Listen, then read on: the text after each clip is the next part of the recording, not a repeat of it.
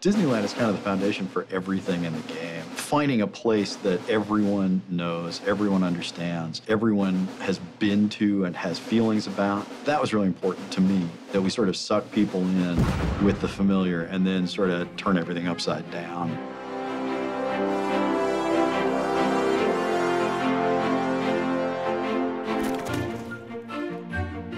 If Walt Disney was going to bring into existence a world for forgotten and rejected characters, what form would it take? It's going to be his fondest dream, which is to build this park where adults and kids can experience joy together and where his characters, his creations, can live forever. In that sort of imaginary creation, it wasn't born fully formed. It wasn't perfect. It was incomplete. And so Oswald, its first inhabitant, had to finish it. He sort of has a sense that there's this thing out there, this park, this beautiful place, you know, a place of magic.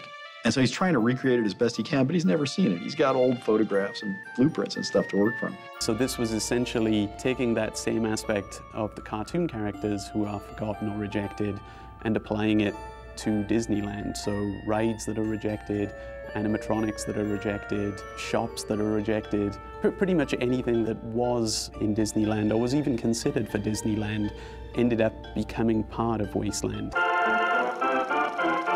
Disneyland has a lot to teach game designers. It's pretty incredible.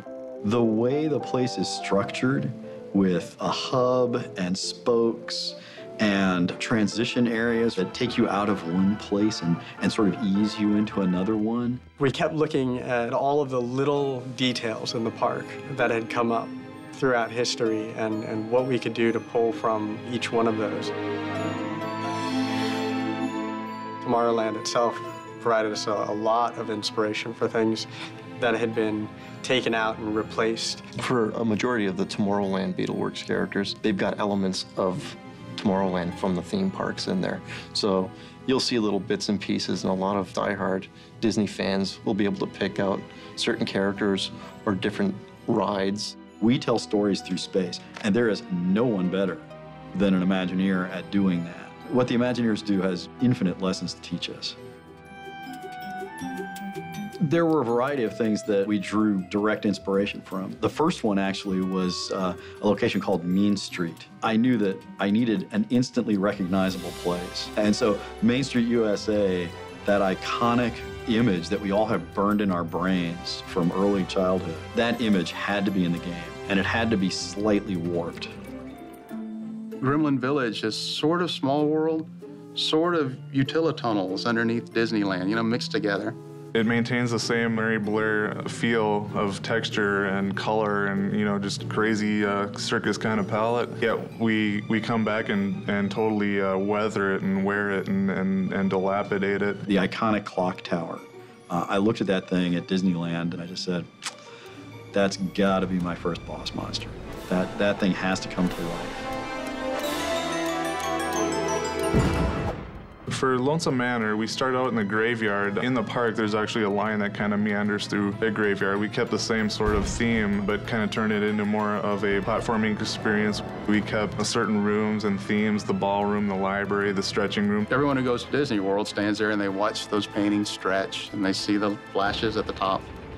Well, here, you're going to interact with that stuff. We wanted to hint, you know, at the real place, at the real Disney, but from there we could veer off and make it as dark or crazy as we wanted it to be, which was really fun. It really kind of falls into this world of Wasteland being something that people can identify with and feel very familiar and comfortable, but at the same time, it doesn't quite match up to reality, and of course that's as intended.